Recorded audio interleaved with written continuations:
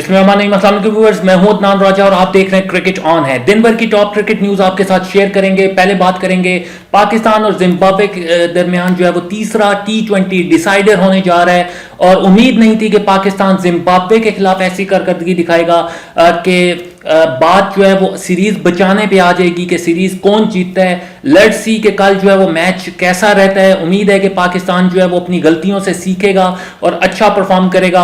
लेकिन बात करेंगे कौन कौन सी तब्दीलियां जो है वो पॉसिबल है और कौन सी तब्दीलियां जो है वो हो सकती हैं, तो इसके बारे में आपको डिटेल से बताएंगे। फिर आपको बताएंगे जी कल की जो शिकस्त हुई है जिम्बाब्वे के खिलाफ, हैरान कुन शिकस्त, शर्मनाक शिकस्त जो है वो हुई है। लेकिन क्वेश्चंस उठ गए हैं जी मिसबाउल हक की कोचिंग पर और बात हो रही है कि 2 साल से जो मिसबाउल हक जो है वो मैनेजमेंट में है, तो क्या कारकर्दगी मिसबाउल हक दिखा रहे हैं, तो इस हवाले से उनके इस्तीफे का भी जो मुतालबा है वो जोर पकड़ता जा रहा है। इसके बारे में आपको डिटेल से बताएंगे। फिर आखिर में आपको बताएंगे जी कि PSL के हवाले से नई अपडेट आई है, मैचेस किसके हो रहे हैं, कब से किस किस का मैच है, ये इसके बारे में बताएंगे। और ड्राफ्ट नेक्स्ट वीक में हो रहा है और कौन से खिलाड़ी जो है वो फॉरेन प्लेयर्स जो हैं वो कौन से अवेलेबल हैं, इसके बारे में आपको डिटेल से बताएंगे। लेकिन उससे पहले अगर आपने चैनल को सब्सक्राइब नहीं किया तो पहले चैनल को सब्सक्राइब करें और बेल आइकन को जरूर दबाएं और फीडबैक भी अपना जरूर दिया करें।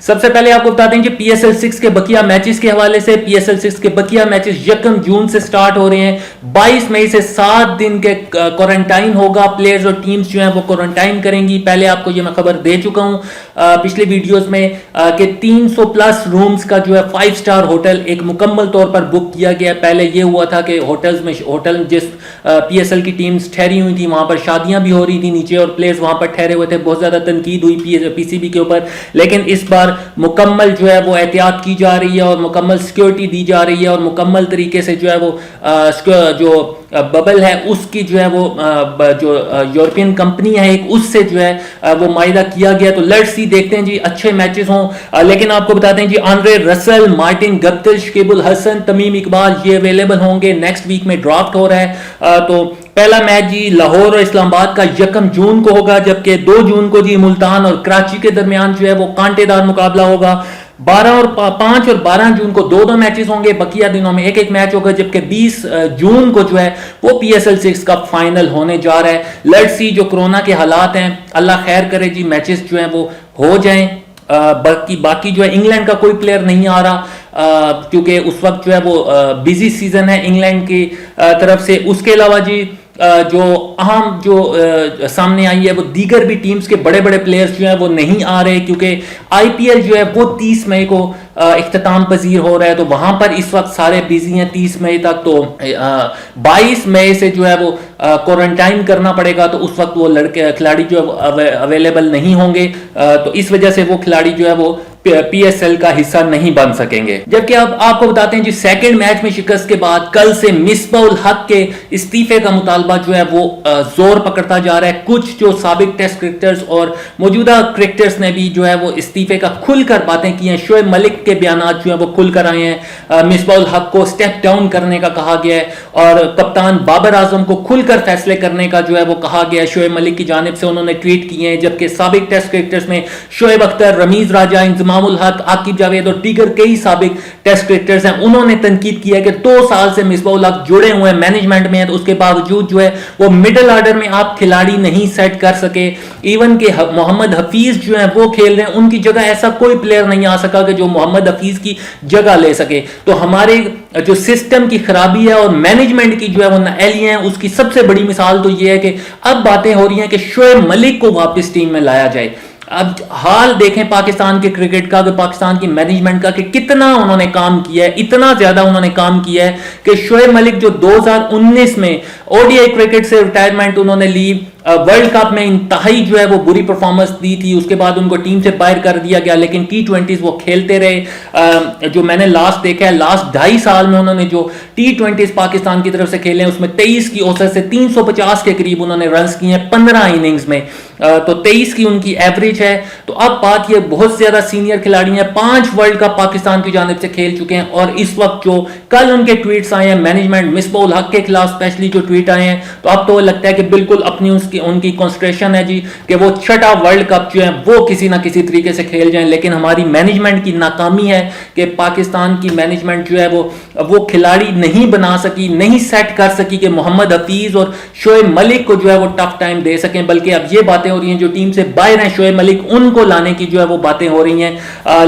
देखते हैं जी, शोएब मलिक ने मिसबाह उल हक के वाले से कहा है जी कि उनको स्टेप डाउन करना चाहिए, ये पसंद और नापसंद पे जाते हैं, मुझे इसी वजह से टीम से निकाला गया। इसी तरह मोहम्मद आमिर वकार यूनुस पर इल्जामात लगा चुके हैं, वो ये कह चुके हैं कि मैनेजमेंट जो है वो बिल्कुल टॉर्चर करती है प्लेयर्स को, इसी वजह से जो है वो प्लेयर्स परफॉर्म नहीं कर रहे। ये मोहम्मद आमिर का कहना था और उन्होंने रिटायरमेंट ली। जब तक उन्होंने कहा कि ये मैनेजमेंट रहेगी तो मैं रिटायरमेंट वापस नहीं लूंगा, मैं पाकिस्तान की तरफ से नहीं, पाकिस्तान की नुमाइंदगी नहीं करूंगा।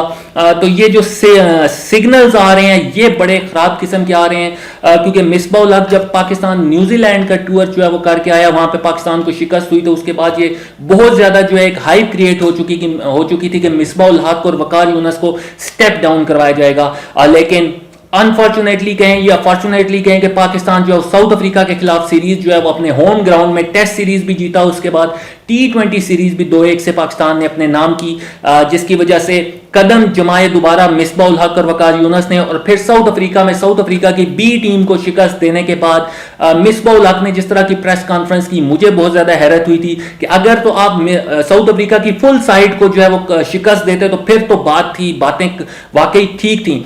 लेकिन मिसबाह उल हक ने जिस लहजे में बातें की थी 2-3 दिन, कल मैंने वीडियोस भी इस पर की हैं, तो मुझे बहुत ज्यादा हैरानी हुई थी कि मिसबाह उल हक ने किस किस्म की जो है वो बी साइड जो है वो साउथ अफ्रीका की उसको शिकस्त देने के बाद जिस किस्म की जो है वो बातें की हैं। अगर वो बातें, अब मेरा ये तो ख्याल था कि आज भी वो प्रेस कॉन्फ्रेंस करेंगे और बताएंगे कि कल जो पाकिस्तान 99 पे आउट हुआ है और जिम्बाब्वे जैसी 12th रैंक टीम से जो है वो शिकस्त हुई है पाकिस्तान को 19 रन से, तो उसके बाद मिसबाह उल हक बताएंगे कि ये क्रेडिट किसको जाता है। प्रेस कॉन्फ्रेंस में ये तो पहले कहते रहे कि फलां का क्रेडिट मुझे नहीं दिया गया, फलां का क्रेडिट मुझे नहीं दिया गया, जो नाकाम होता है उसका क्रेडिट मुझे दिया जाता है। तो अब ये भी बताएं कि ये जो जिम्बाब्वे के खिलाफ दूसरा T20 पाकिस्तान आ रहा है तो उसका क्रेडिट क्या मिसबाह उल हक को दिया जाना चाहिए या नहीं दिया जाना चाहिए। तो ये शोएब अख्तर और रमीज राजा ने भी बहुत ज्यादा तनकीद की है, उन्होंने दबे अल्फाज में किया है, नाम इस तरह उन्होंने मिसबाह उल हक का नहीं लिया, लेकिन उन्होंने ये कहा है कि 2 साल से मैनेजमेंट में बैठे हुए लोगों को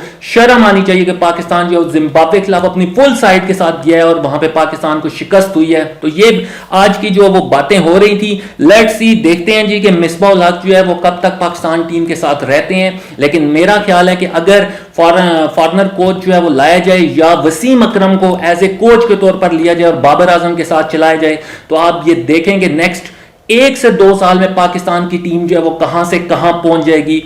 लेकिन मुझे समझ नहीं आती, वकार यूनुस को बार बार लाया जाता है, वसीम अकरम को क्यों चांस नहीं दिया जाता। इस्लामाबाद यूनाइटेड में वो एज ए कोच रहे डीन जोन्स के साथ, तो इस्लामाबाद यूनाइटेड की परफॉर्मेंस आपके सामने थी। उसके बाद वो कराची किंग्स में गए तो कराची किंग्स जो है वो चैंपियन बन गई।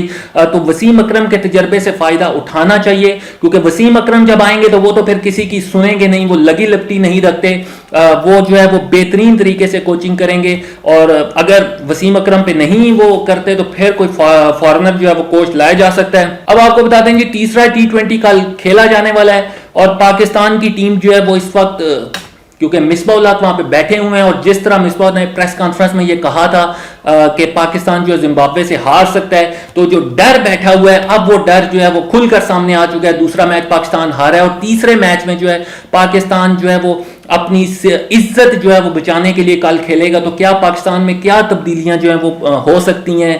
कल भी जैसे मैंने ये बात की थी और दीगर साबिक टेस्ट क्रिकेटर्स ने भी ये बातें, शोएब अख्तर ने स्पेशली बहुत खुलकर ये बात की थी कि विकेट जो है वो स्लो थी, वहां पर हिटिंग नहीं हो रही थी, तो फिर आप सिंगल डबल लेकर या ग्राउंड शॉट्स खेलकर बॉन्ड जो है चौके वगैरह लगाकर आप जो है ना वो स्कोर पूरा कर सकते थे। तो अब इस चीज को कल इंप्लीमेंट करना पड़ेगा। मैनेजमेंट यकीनन सर जोड़कर बैठी हुई होगी, क्योंकि जितना बड़ा झटका लगा है और जग हंसाई हुई है दुनिया में और जिस तरह पाकिस्तान की क्रिकेट का तमस्कर उड़ाया गया है, तो शर्म का मकाम है, और उसके बाद यकीनन वो प्रेशर आया होगा, वो बैठी होगी टीम। तो अब ये बातें कुछ जो है वो तरफ से आ रही हैं कि शर्जील खान को हो सकता है लाया जाए, लेकिन मेरा ख्याल है कि जिस तरह के पिचेस हैं वहां पर जो है वो रिजवान और बाबर आजम ही ओपन करें, फखर जमान के साथ जाया जाए, क्योंकि फखर जमान ग्राउंड शॉट्स खेल सकते हैं, तो टीम वही रखी जाए। शर्जील को जो है वो ना डाला जाए टीम में इस मैच के लिए। तो ऊपर से अगर कोई चेंज करना भी है, शर्जील को लाना भी है, तो फिर फखर जमान की जगह ये हो सकता है, क्योंकि ऊपर तो रिजवान और बाबर आजम जो है वो ओपन करेंगे, जबकि मैं जो है वो फखर जमान के साथ जाऊंगा। चेंजिंग्स हो सकती हैं जी, आसिफ अली की जगह सरफराज अहमद को कल जरूर खिलाना चाहिए, क्योंकि सरफराज अहमद जो है वो ग्राउंड शॉट्स पर बिलीव करते हैं, ज्यादा ऊंची लंबी शॉट्स नहीं खेलते, और ये पिच जो है जो ऐसे प्लेयर्स के लिए है। हफीज को भी कल देखकर सोचकर खेलना चाहिए, उनको लंबी शॉट्स जो है ना वो छक्कों की तरफ नहीं जाना चाहिए, बल्कि सिंगल डबल करके करें, तो पाकिस्तान इजीली 160 170 रन पाकिस्तान के लिए मुश्किल नहीं है। पाकिस्तान के प्लेयर्स ऊपर से अगर टॉप ऑर्डर चलता है तो बहुत ज्यादा टैलेंट है। साउथ अफ्रीका के खिलाफ हमने मुश्किल कंडीशंस में पाकिस्तान ने 204 रन का हदफ चेस किया था 1 विकेट के नुकसान पर। तो मुझे समझ नहीं आ रही थी, क्योंकि जिस तरह की कल जो है वो हिटिंग हो रही थी, उसके बजाय अगर ग्राउंड शॉट्स खेलते, सिंगल डबल करते, तो ज्यादा जो है वो इजीली पाकिस्तान जो है वो कल का मैच जीत सकता था। उसके अलावा दानिश अजीज की जगह मोहम्मद नवाज आ सकते हैं। हो सकता है मैनेजमेंट दानिश अजीज के साथ जाए, उन्होंने बॉलिंग भी की है, 2 विकेटें कल ली थी, उसके अलावा रन्स भी उन्होंने 23-24 किए थे। और फास्ट बॉलिंग में हसन अली को लाया जाएगा, क्योंकि हसन अली बॉलिंग भी अच्छी करते हैं, और इस पिच पर एज ए अच्छे बॉलर जो है वो स्विंग जो है वो हल्की सी करते हैं, और बॉल जो स्किड करता है, तो इस पिच पे जो है वो अच्छे कामयाब बॉलर साबित हो सकते हैं, और साथ उनकी बैटिंग जो है वो हमारा प्लस पॉइंट होगा। तो हारिस रऊफ या मोहम्मद हसनैन की जगह हसन अली आ जाएंगे।